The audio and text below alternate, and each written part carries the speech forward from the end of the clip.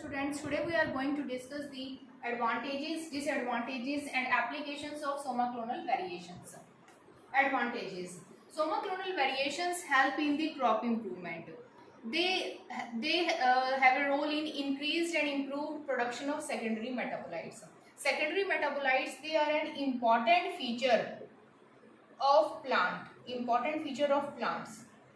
Secondary metabolite का जो main role है वो है प्लांट प्रोटेक्शन में, mainly against micro organism. Secondary metabolites they help और protect plant against micro organisms and herbivores. तो मेनली जो सेकेंडरी मेटाबोलाइट्स का रोल होता है वो होता है प्लांट को माइक्रो ऑर्गेनिज्म जैसे बैक्टीरिया, वायरस, फंगाई है, इनके अटैक से बचाना, और हर्बीवोर्स लाइक आर्थ्रोपोड्स कुछ हैं उनके अगेंस्ट प्लांट को प्रोटेक्ट करते हैं. तो सेकेंडरी मेटाबोलाइट का जो प्रोडक्शन है वो इंक्रीज भी होता है और इम्प्रूव भी होता है through somaclonal variations. Creation of additional genetic variations and these are suitable for breeding of tree species. These are some advantages of somaclonal variations. As now the disadvantages of somaclonal variations. Somaclonal variations sometimes may lead to undesirable results. Likewise the results we are जो हमें नहीं चाहिए होते हैं results या जो हमारे लिए काम के नहीं है, कई बार वैसी variations जो है वो arise हो जाती हैं. Selected variants, they are random and generally unstable. Extensive and extended field trials, hectic होता है बहुत ही ये process. Not suitable for complex agronomic traits. जो कॉम्प्लेक्स एग्रोनॉमिक ट्रेड्स हैं वो जो डिजायरेबल ट्रेड्स कई बार जो हमें चाहिए होते हैं वो कई बार उनके लिए सुटेबल नहीं है सोमाक्लोनल वेरिएशंस. अगर हम बात करते हैं एप्लीकेशंस ऑफ सोमाक्लोनल वेरिएशन, जो मेन इंपॉर्टेंट एप्लीकेशन है that is production of agronomically useful plants.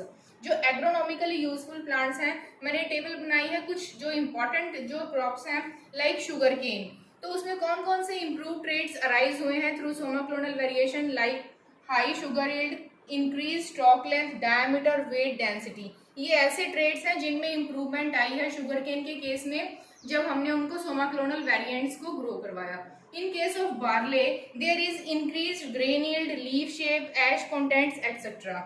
In case of potato, there is higher yield, maturity, early maturity, and good morphological characters. In case of carrot, there is higher carotene content. जो carotene का content है carat के case में उसका जो amount है वो increase हुआ है somaclonal variants. Likewise in case of blueberries, जो ब्लूबेरीज हैं, ब्लूबेरीज प्योर थॉर्नलेस, थॉर्न रहित यानी कि बिल्कुल कांटेदार नहीं है, प्योर जो ब्लूबेरीज हैं वो राइज हुई हैं सोमाक्लोनल वेरिएंट्स के थ्रू. सोमाक्लोनल वेरिएशन की जो सेकंड मेन एप्लीकेशन है that is resistance to disease. Somaclonal variations have contributed a lot towards the development of resistance, disease resistance or resistance free, disease free plants like in case of rice, maize, wheat, sugarcane, apple. ये जो plants हैं, ये जो disease रहित जो plants हैं, somaclonal variations की help से कुछ डेवलप करे गई हैं. रेजिस्टेंस टू हर्बिसाइड्स, कुछ हर्बिसाइड्स हैं लाइक ग्लाइफोसेट या पिक्लोरैम और 2,4-डाइक्लोरोफिनॉक्सी एसिटिक एसिड. ये जो हर्बिसाइड्स हैं, कुछ प्लांट्स हैं लाइक टोमेटो जो है वो डेवलप करा गया है जो इन दोनों हर्बिसाइड से रेजिस्टेंट है. Carrot resistant to glyphosate, lotus resistant to two four dichlorophenoxy acetic acid.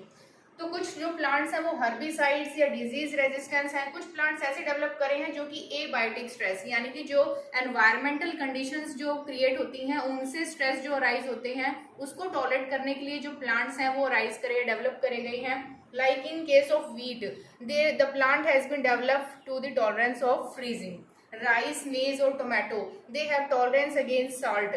Carat and tomato, they have tolerance against aluminium. तो कुछ ऐसे प्लांट अराइज करे गए हैं जो कि बेसिकली या नॉर्मल प्लांट्स में इन कंडीशंस में वो सर्वाइव नहीं कर पाते, लेकिन सोमाक्लोनल वेरिएंट्स जो हैं इन टॉलरेंस या इन एबायोटिक फैक्टर्स में भी इजीली ग्रो कर पाते हैं. Now the application is improved seed quality. कुछ प्लांट्स जो कि जिनके सीड्स जो हैं वो इकोनॉमिकली इंपॉर्टेंस के हैं लाइक लथाइरस सटाइवा जिसको हम ग्रीन पी भी बोलते हैं, इंडियन पी बोलते हैं, चिक पी बोलते हैं, अलग अलग नाम से इसको बोलते हैं. इंडियन पी और यू कैन से चिक पी. जिसका बायोलॉजिकल नेम जो है लथाइरस सटाइवा है। इसकी नई वैरायटी डेवलप करी गई है जिसका नाम है Lathyrus bio L212 has been developed. और भी कई सारी वैरायटीज डेवलप करी गई हैं। इसका जो कॉमन नेम है that is Ratan and it has been developed or it has been marketized in 1997। तो ये सोमाक्लोनल वेरिएशन के थ्रू ही लथाइरस बायो L212 जो है वो डेवलप करा गया है। इसका जो मेन फीचर है, जो इसकी इंपॉर्टेंस है, it has low content of neurotoxins. Neurotoxins का अमाउंट बहुत ही कम है इस वाली वैरायटी में as compare to the original और दी वाइल्ड वैरायटी। तो ये कुछ एप्लीकेशन है सोमाक्लोनल वेरिएशन की, और भी कुछ एप्लीकेशन हो सकती हैं, but these are the most important application. So this is all for the somaclonal variations. Thank you.